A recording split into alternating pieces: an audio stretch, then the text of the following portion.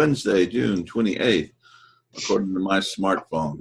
And it's pretty smart. So that's probably right. So how's everyone doing? Doug, how are you? I'm doing pretty good. It's a good morning so far. Started my practice as usual and got to work. Glad to be. I always look forward to the coaching calls as a good midweek interlude to keep me going.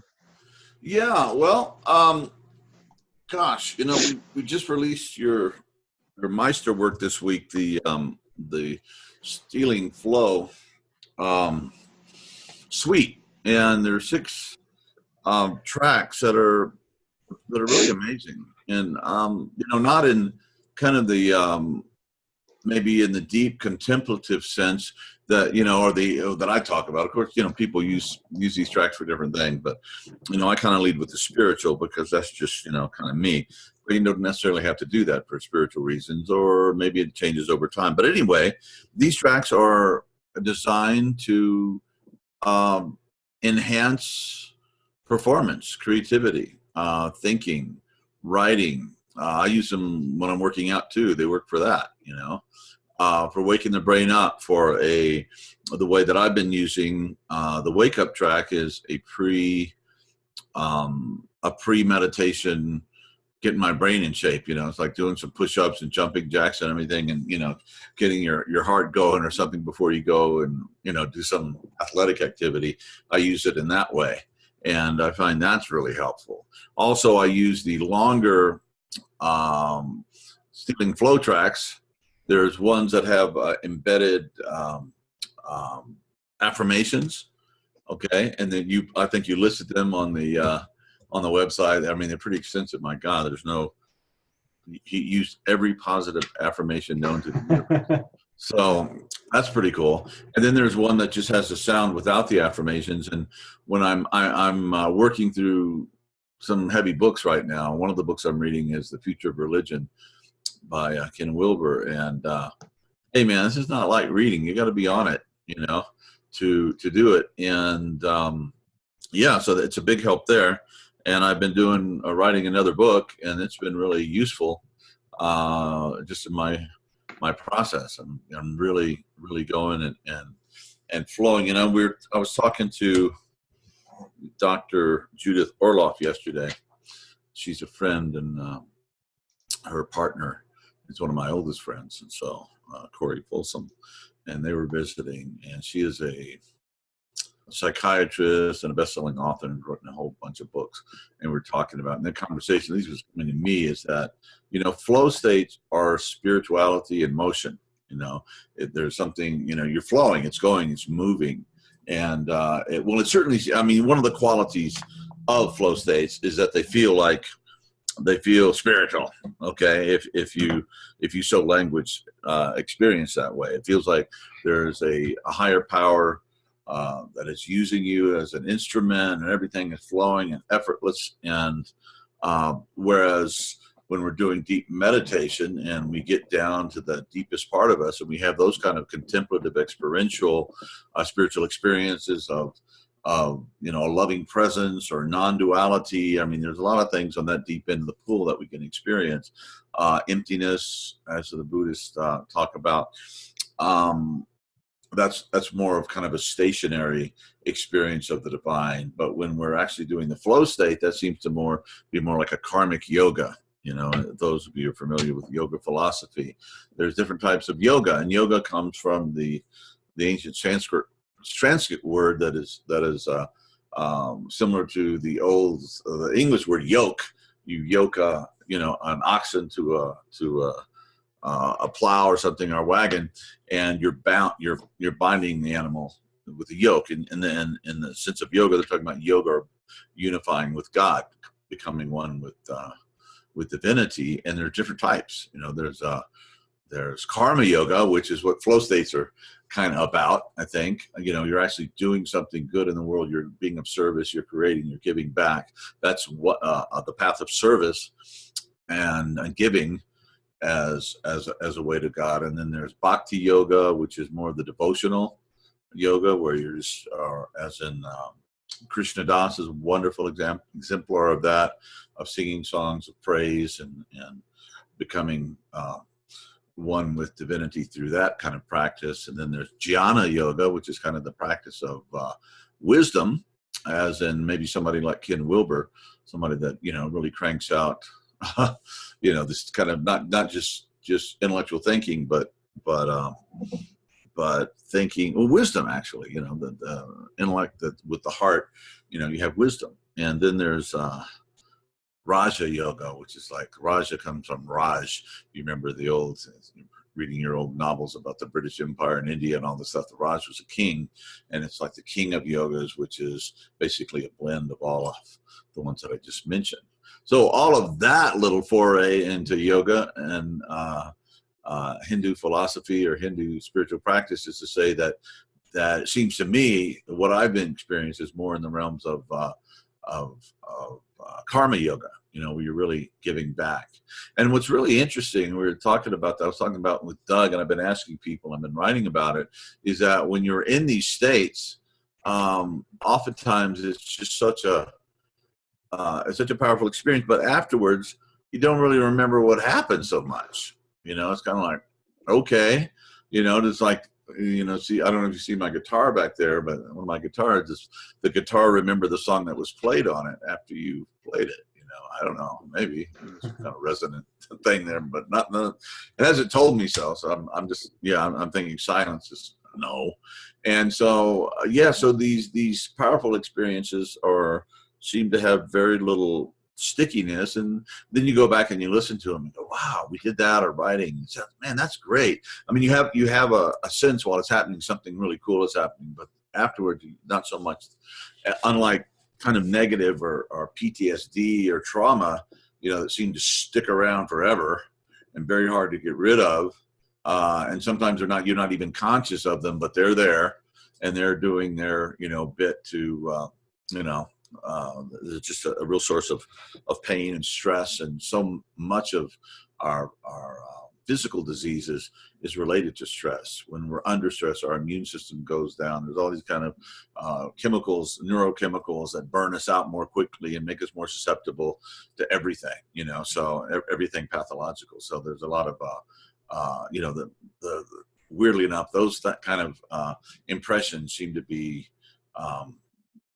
pretty powerful and pretty, you know, things that have to be looked at and released and worked with, not only intellectually but somatically. But the flow state, these things are not so sticky. However, they are fun. I mean, they are cool.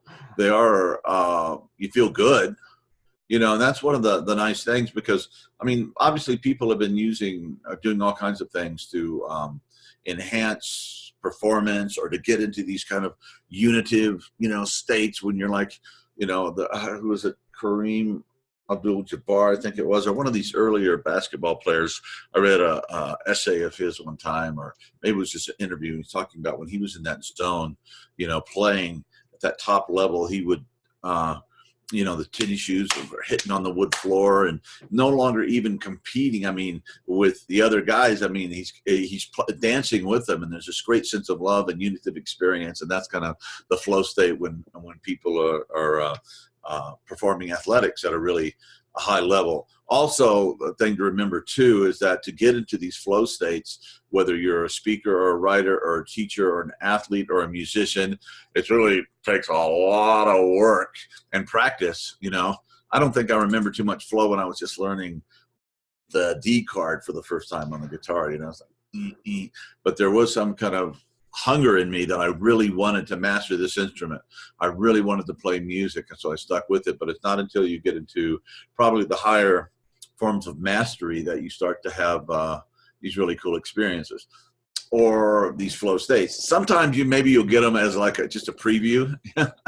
Like sometimes in meditation, we'll get powerful state experiences that are kind of like there's this channel on TV, it's called that only previews or something, you know, and now apparently in the movie industry, they're spending almost as much money on the previews as they are on the film itself, you know, and so previews itself have become a super art form. But anyway, so sometimes we get hits of these higher levels that we're aspiring to, and that kind of keeps us, working. And it'd be really hard if you had to wait like 5 years, as Ken Wilber said one time, meditating 2 hours a day. He really didn't feel anything until about 5 years into the practice, which I don't think I would have stuck with anything if I hadn't have felt a little bit of more, positive feedback than that.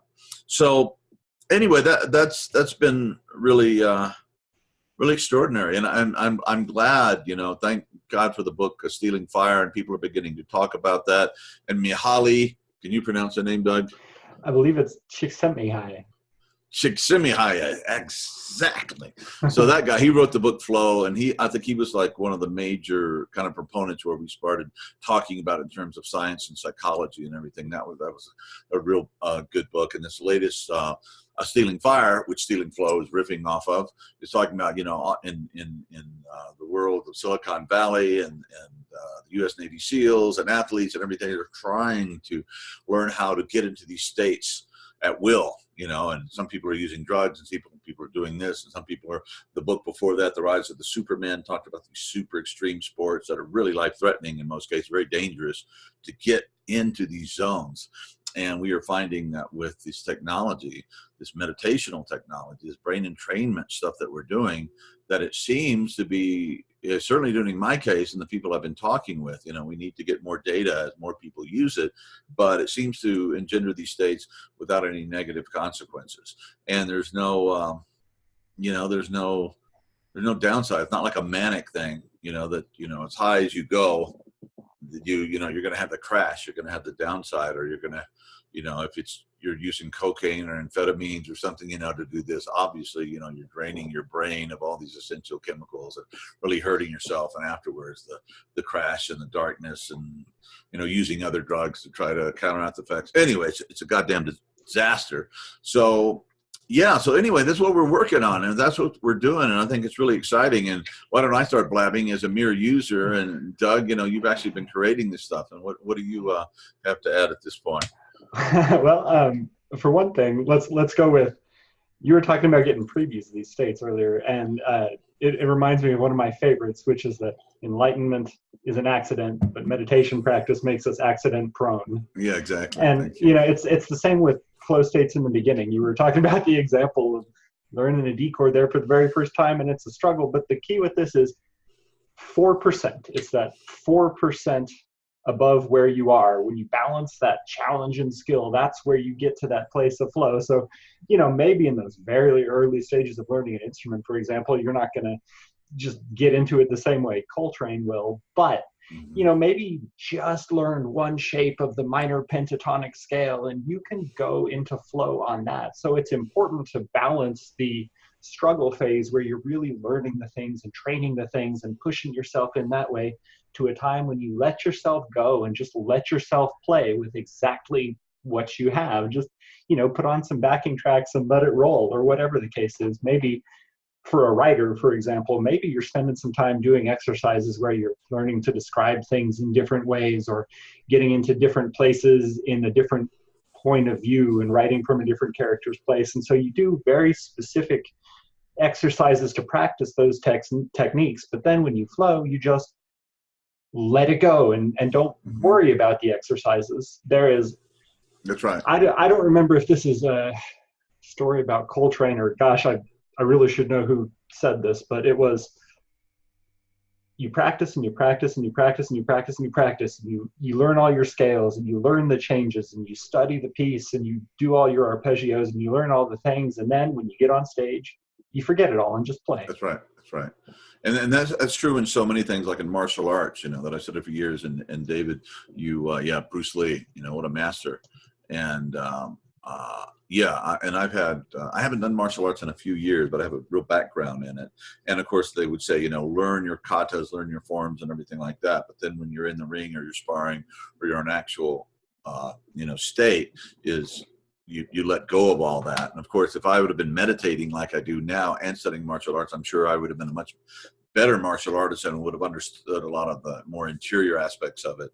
Though I did get a little bit of that, and it was really good for me at the time. And Bruce Lee said that, and all the masters seemed to go. And I was listening to this thing interview was, oh gosh, very famous pianist who was playing with Miles Davis. See his face, but anyway, he was a young guy, and he got hired, as part of the Miles Davis band. Miles was like, the jazz god at the time, and he was playing the piano, and he plays this chord that's off, and he just goes, "Oh, Jesus, no!" And he just freezes, and he sees how Miles had took that chord and just ran with it. The mistake became just something he worked with, and in modal jazz, it's not like, a regular kind of harmonic, 4-bar or 12-bar blues or something like that has a beginning, end, middle, and a resolution. You have a chord, and there may be one little note that anchors the whole thing, but then you get to go just about wherever, it's really cool. I love doing this stuff. But anyway, he saw that how, in mastering that flow state, even something that seems like a screw up, it's just gone with, and then it's brought into this beautiful thing. I mean, it's just an amazing state to be in. So, well, there are your creative side and your editorial side, and they are not compatible. They're both important. You're writing a book and you want to edit it and you want to make sure it's good and all your sentences and things sound the way you want them to, but that part of your brain does not play well with the creative part. When you get in there and start criticizing yourself and overthinking it, you're going to freeze and you're going to stop. So you have to give yourself permission to just make the mistakes. I call it the technique, and I borrowed this from a writer I know and am quite fond of named Stephen Guise, who created what he calls the technique of being an imperfectionist. And you just let yourself roll with it and see where it goes, because only with that freedom are you going to get to that best place. When you're talking about flow as a spiritual practice, and the reason you shut that internal editor off, these two things are related. It's transient hypofrontality. Specifically, it is your dorsolateral prefrontal cortex that goes offline. And that's where your critical mind is, your inner critic. And while we only use 10% of our brain, this is long since debunked. The fact is that our prefrontal cortex that's thinking in that rational linear way is not the totality of the information we have available to us.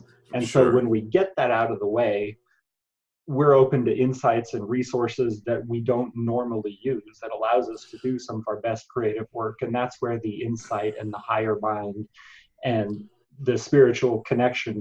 Exactly.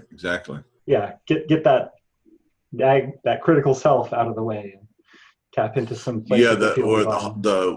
The wisdom voice, the intuitive voice, the heart wisdom. I've heard it said differently, but and also some of the researchers are still trying to figure this out. What the hell LSD does, for example? They think a lot of it is shutting down the same part of the brain that kind of, the linear thing that has, hammers out reality, and it lets go of that, and then you're able to sense into all these dimensional things and stuff. Anyway, it's literally parts of the brain trip, that right? Don't normally talk to each other start talking to each other in that case, and there are good, healthy, non-chemical ways to do that. Training in flow states is certainly one. Yeah, and it's like in traditional, transpersonal psychology, and I got my master's in that, and been on the spiritual, hanging out, reading books with people, practicing for some decades now. And originally they would say in grad school when they're trying to teach about other stuff, well, it's like, don't pursue states or don't look for the gifts, because in the Hindu tradition they call siddhis, these different gifts that come on as often, because when you start the deep spiritual practice and Christianity, I think it's called charism, different gifts, and Paul talks about different kind of gifts, healing and interpretation and blah blah blah, wisdom, so on and so forth, leadership. But in this case, I think if you are, you can actually pursue these states, because pursuing these states is pursuing excellence, and excellence in service. And obviously, what you use these states for is going to really determine a lot as far as where you're at, coming from, ethical and moral development, And I'm reading Ken's new book. I was thinking about that. You can have these powerful spiritual experiences, etc. But if you don't have, the kind of ethical structure to learn what these things are for, you can just, you can do all kinds of weird things with it. You can inflate in your ego, it's like, oh, I'm Jesus, I'm the one, blah, blah, blah. Or you can, start lording it over people to try to get their money or control them and do kind of the cult weird thing with it. Or you could really use it as a place of compassionate, enlightened, beautiful, humble service, because the ego is always there, but it shrinks in its ability to mess us up, hopefully, the more we practice. But yeah, I mean, and the ego just has to kind of bow and humble gratitude toward when these times when it really feels like we're becoming a channel for this higher stuff, and it's just such a gratifying, wonderful, good experience, and it makes us humble. It does, hopefully. I mean, in my case, I think it does, and it doesn't get me all inflated. Maybe, maybe I've been deflated so many more times. I'd have to have so many patches, there wouldn't be anything left but patches. But anyway, yeah, after a while, I think we start to get over ourselves a little bit, and we can just allow ourselves to be ourselves and realize that we're going to do dumb, awkward things and, blah, blah, blah, probably for the rest of our lives. And that's perfect. Okay. And it helps us to be, more understanding of others and forgive others and ourselves and keep cruising together. Willingness to make mistakes and accept that is so important too, not only in our work. I have a very young daughter and have adopted this practice of every time something happens, I say, whoops, that's a mistake. That's part of the learning process. And repeating that's part of the, encouraging that it's okay to make mistakes and it's okay to be ourselves, and that's how we grow. I had a friend in the Bay Area that every time they would do something like that, they had a jar they put like $5 in for her future therapy fund. This is really great. And it might be, man, that's $25 a day. You might start, watching yourself behaving a little better. But I thought that was really kind of wise and humorous at the same time. So, yeah, that's why they don't teach the cities so much, because it is an ego trap, absolutely, and you have to be at a certain level of your spiritual line now to get into aqua theory about it. You have to be at a certain level of moral and spiritual maturity to not get ego attached when you start to develop those abilities. Yeah, well, the ego just, I'm just like, the ego's wonderful, okay? But it's a great vehicle, but it's really a bummer as a boss, right? So, there's that kind of struggle, but the ego is one of the most complex, beautiful, interesting things that the universe has ever created. I think we just need to honor and love it and realize what it is and what it ain't. And any kind of thing gets, it gets too anti-ego, that starts getting weird and culty, and as if there are people around who have just conquered that and don't have one anymore. And oh, please, maybe my mother, she was about, as close as it got. What a sweetheart. But anyway, yeah, so yeah, we got an ego just like we got a body, and you have to count for it, and you got to clean it up and get it in the best shape you can. It's like, yeah, I do a lot of exercise and everything. Do I have a perfect body?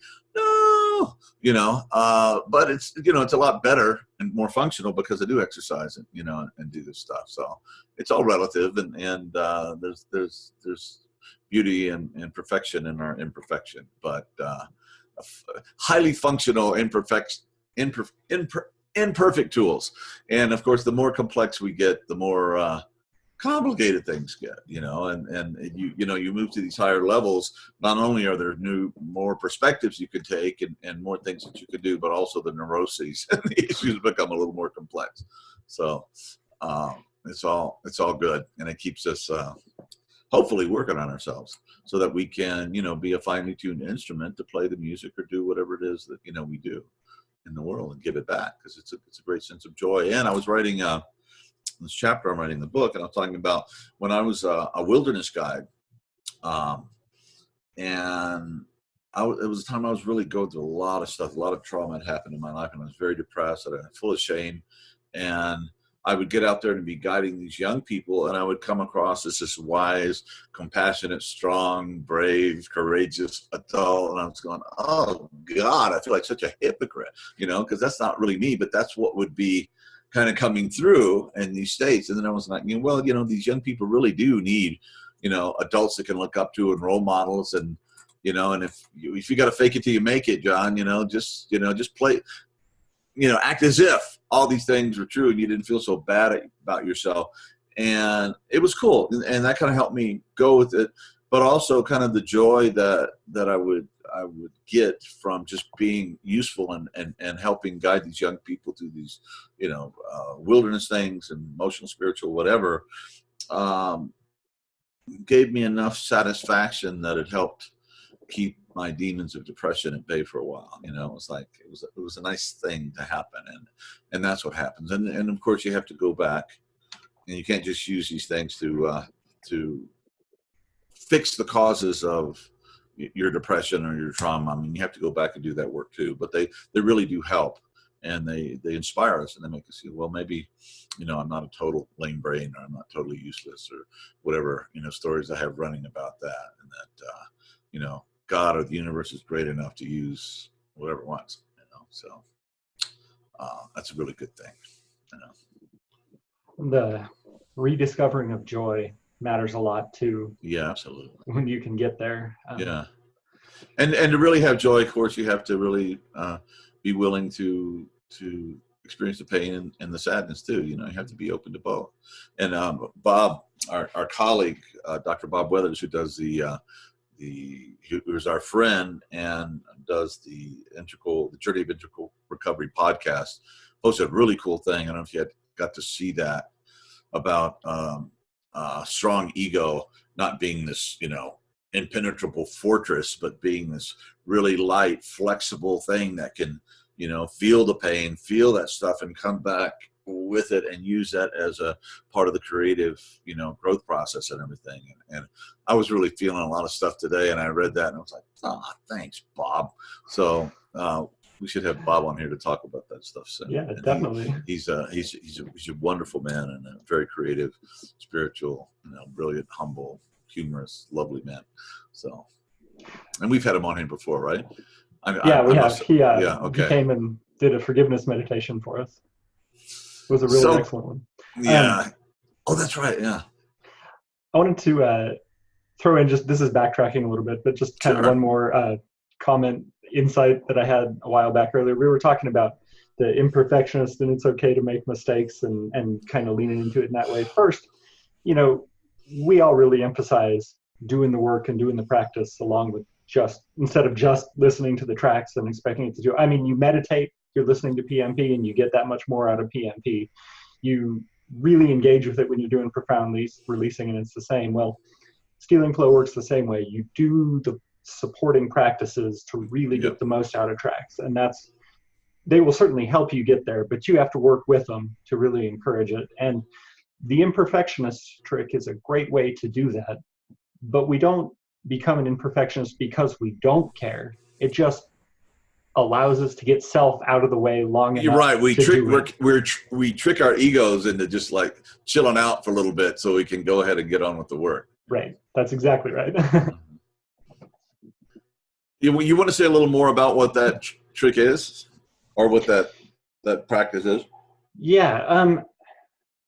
So that's the imperfectionist trick is, you tell yourself basically that everything I'm about to do is just practice, and it doesn't matter. And in my case, it was giving myself permission to write absolute crap, and I don't have to keep any of this. I'm just going to sit down and type some words, and that's going to be good enough. And I can throw it all away at the end of the day if I don't like anything. But for now, I'm just going to do my 2 bad pages. Or I think my goal at the time was 1,000 words a day, and I'm just going to write these 1,000 words, and that'll be that. Well, the funny thing happens, though, when you lean into it in that way, is that sure, some of what you write is not going to be very good, or some of what you draw, or some of what you play, or whatever your practice may be, some of it might not be that good. But when you're drawing on all those other resources, instead of sitting there self-criticizing everything that you're doing, you access these other parts of yourself, and your intuition starts kicking in, and you can really get some great ideas that would otherwise never have come up. But it's starting that ball rolling down the hill that gets the whole thing moving. And just starting to put stuff down on paper, dreams too. If you have a dream journal or you record it, next to your bed. When you start doing that, the unconscious actually starts, oh, this person's serious, it seems, and more stuff starts coming. And I was listening to a lecture on YouTube about, creativity and writing and this, and they're saying about writing songs. Like, I'm a songwriter, so I've written some really great songs, and I don't have any clue how I did it. It's like, what? That's a great song. Where did that come from?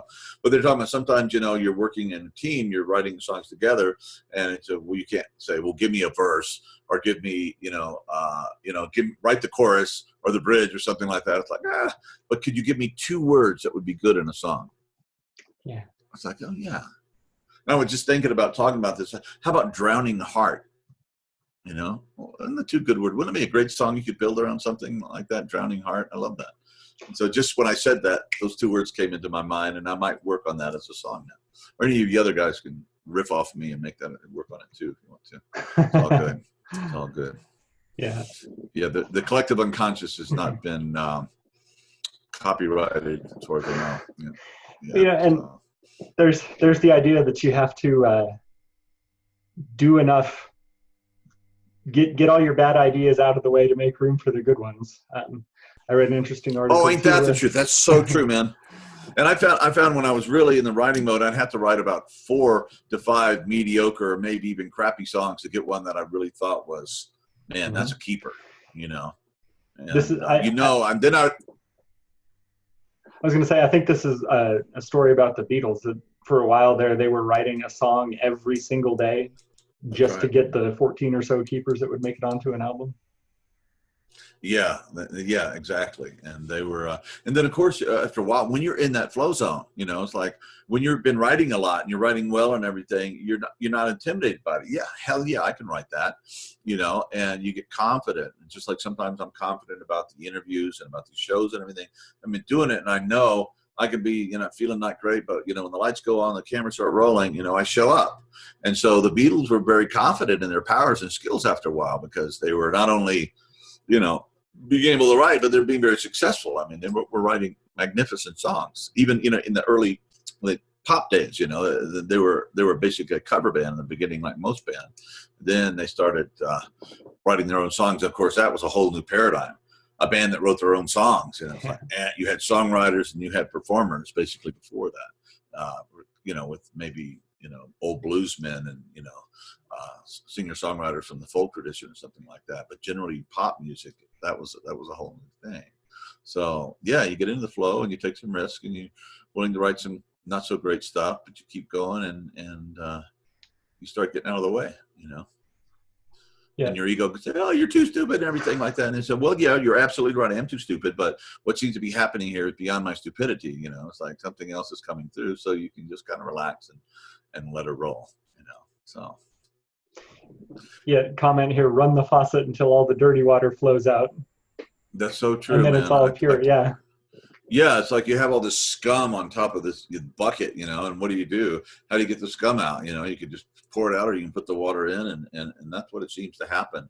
Yeah, and it's really healing, because sometimes when you're actually in that flow, you're actually doing some kind of deep, healing work on your own issues at the same time. So there's a lot of really cool things that can happen with this.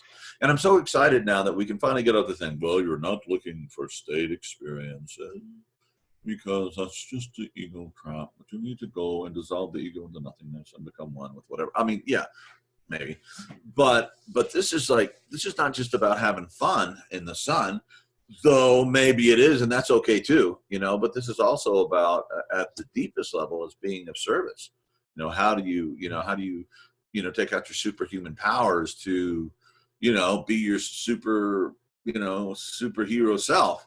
And again, in this chapter I'm writing, I'm talking about, a lot of popular fiction and movies and TV shows right now. And I don't read comic books, and I don't read any superhero novels, so I can't really say about that. But at least in the movies and stuff, you have oftentimes, like as in Spider-Man and some of these different things, you have these geeky people that somehow something happens, and so they start to have these powers, and there's these whole Marvel things where all these young talented people, they're like falling all over themselves with their superpowers, but they learn to do that. And why is that so appealing? Because I think probably unconsciously, that's everybody's story. We're searching for our own powers, that justify or let us know, oh, this is what you're here to do. You're here to start, clean up the streets of Gotham, or you're here to write the great American novel, or you're here to write a book on recovery, or, whatever the thing is. And then we start doing that, and it's very cool. And then, of course, you have to learn, what is the right egoic relationship to these things? Do you get all inflated? Do you go crazy about it? Do you get addicted to it? I mean, God, there's so many ways we can screw everything up, and we probably do, but we just have to keep coming back to center and keep on the path, right? And leaning into that stuff can be absolutely terrifying too. It takes a lot of courage to follow that. I learned the other day that courage has the same root as the Latin, Spanish, and French words for heart.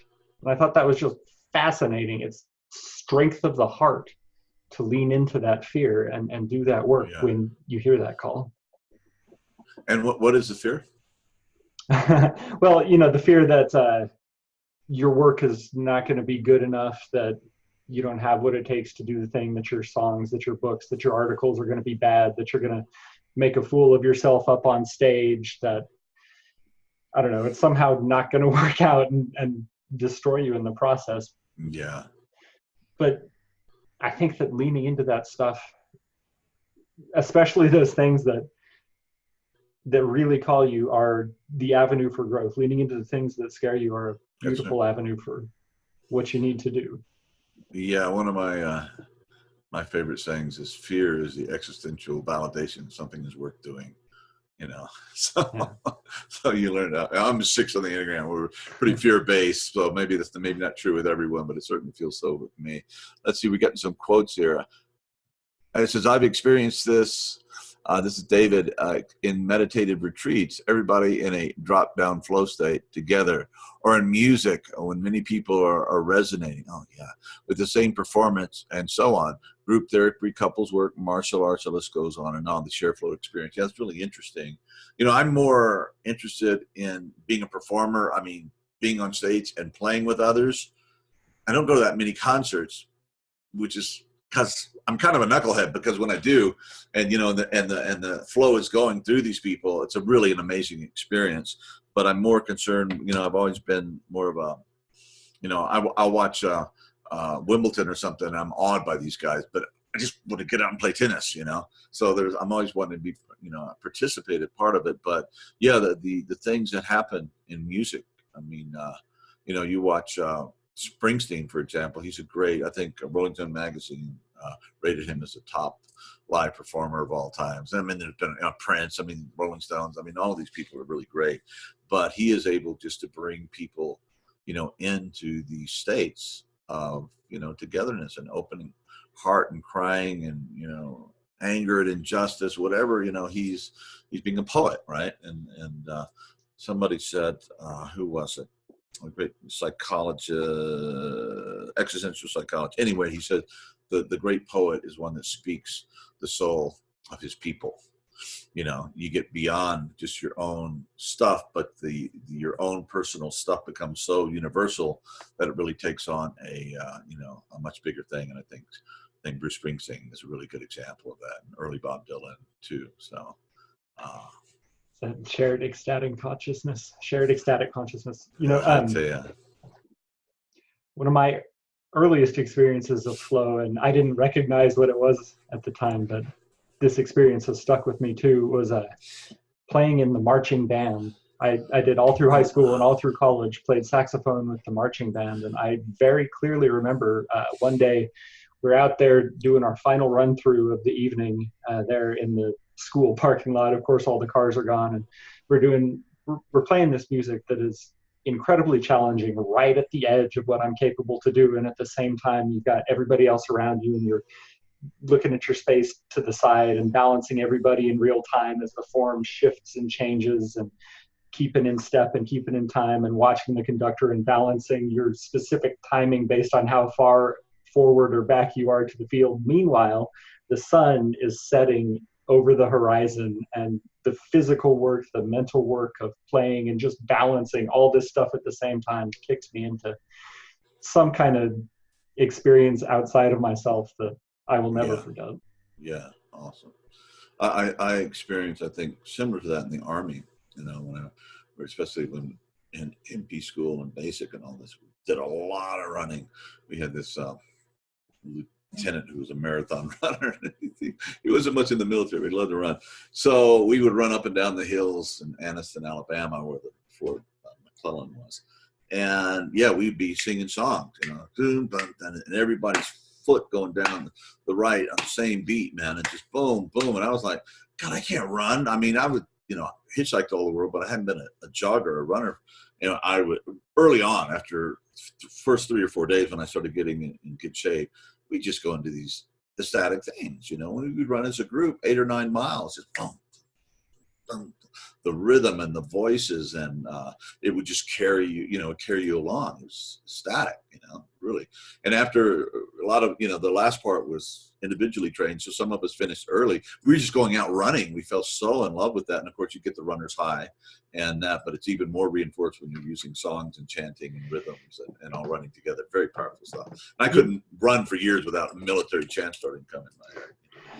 I was going to say, it occurs to me that while you're singing while running like that, and for my experience in marching band, those are both cases where you are very deliberately controlling your breath as well. Yeah.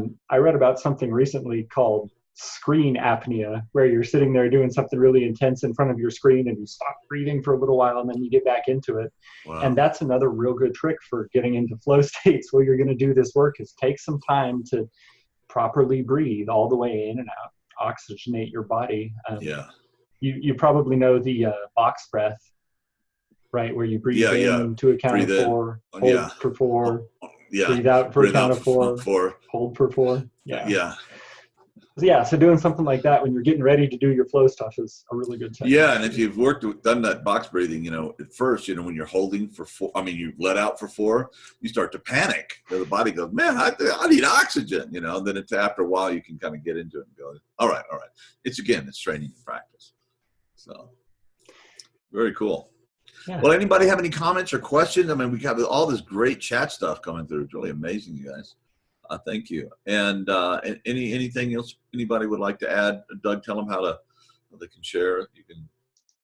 Yeah. If anybody has a question or comment, you can post it here in the chat, or you can pop on your microphone here. Just keep in mind that we are recording this to release on YouTube. So if you don't want your voice or your face there, just type it in the chat. And any questions about anything we've talked about today, or flow states, or music, or practice, or meditation, or the ego, or comments. What's up, Doug? Hello, how are you? John? Nice to hear you guys, and what a better week it's been. You know, it's 19 days today, so definitely. Oh, awesome, brother! That's so good, man. I was hoping. Well, I just want to share my experience with meditation a little bit, and so I can get some insight, since you guys have been doing it a lot longer. I find myself falling asleep when I get into the later tracks, like 2 or 3, or into the delta range or epsilon. I'm falling asleep, man. It just knocks me right out. Hey, let me speak to that, and because I've been that's a really good question. It happens a lot, and when you start, you know, or I don't know what your whole story was because you haven't shared it, but I'm sure it was really stressful and hard for you to get to the point where you're doing the work that you're doing now. And early on, sometimes, especially if we're coming through a lot of trauma and a lot of, you know, and especially in recovery, you know, there's just been a lot of chemical stuff, and you know, your brain's imbalanced and everything. And when you get these states, you just nod out. And if you do, just say, oh, man, this is a power nap and a gift from God. Enjoy it, okay? I don't think that will last very long, but at the early stages, you find yourself doing it, you know, just do it as consciously as possible. But, you know, if you're tired, and sometimes when I'm exhausted or stressed out, I'll meditate, and I'm using this stuff, and I'll kind of nod out, or sometimes I'll just do the corpse thing on the floor. I'm so tired I can't even sit up straight. Mm-hmm. And usually I find about a half hour into that, maybe I kind of go into that almost asleep zone. But then I come out of it, and man, I got a new burst of energy. Then I sit up and finish my other meditation. So be very kind to yourself and allowing, and don't beat yourself up because of that. And it can actually be really useful. You know, you're probably really tired, and your brain needs to kick into that deep level of delta, you know, renewing sleep that little power naps can really give us. So I wouldn't worry about it at all. Just keep practicing. Okay, cool. I just want to share a quick story too that happened yesterday that was really kind of devastating because it's weird. It's like now that I choose to get clean, and I've done so many times, but I know this time's different. And you know how a mother's intuition and psychic ability of her own child is just beyond comprehension for me. She just knows everything. I don't have to say anything. She can see right through me, and she sees that the difference that I'm doing this time because I'm taking care of my health and all the different things I'm doing. But so much is happening now that I'm clean, like a lot of emotional with friends, instances, scenarios, events, performing, teaching again. So I was driving to teach for the first time in these 19 days, 4 students in a row, 3 brothers and a sister. And I was rushing, as I usually do, and I was driving down the side street, and out of nowhere, 2 birds flew in front of my car. And I hit the brakes, but I ended up hitting one, and I saw it fall to the road. So I pulled over, and I picked him. It was a blue jay, and it died in my hands as I moved to the side. And I started bawling, and I was just in the middle of the road, and I cried the whole way to my student's house. And I went back afterwards and got him and put him in the freezer, and I'm going to bury him today. But it's a lot of different signs that I don't quite understand yet that are coming up. But it's weird. The harder it is, the easier it is for me to keep doing what I'm doing, because I feel so light. Even though I still feel so much pain, I feel so much lighter. The burden has been lifted, you know, and I can't go back. I'm helping people just by talking. I went to a smart recovery meeting Monday. Yesterday I was talking with my friend who's an alcoholic, and I gig so much with him, and he's not ready. And now I can see what my family went through, not being able to do anything to help me. And it's a lot of pain to work through, but I'm going to keep pressing on. And I just wanted to share that with y'all. Thank you. That's great. And hey, have you checked out the podcast yet? You might really enjoy it. Not yet, but I definitely will. You know, I'm doing a lot of different, like I read your whole book. I marked up all the different things that spoke to me, and I'm just about to start going through it again and then start writing everything for the quadrants and what I need to work on in my life. So, you know, brilliant, man. Baby steps, but I'm doing it.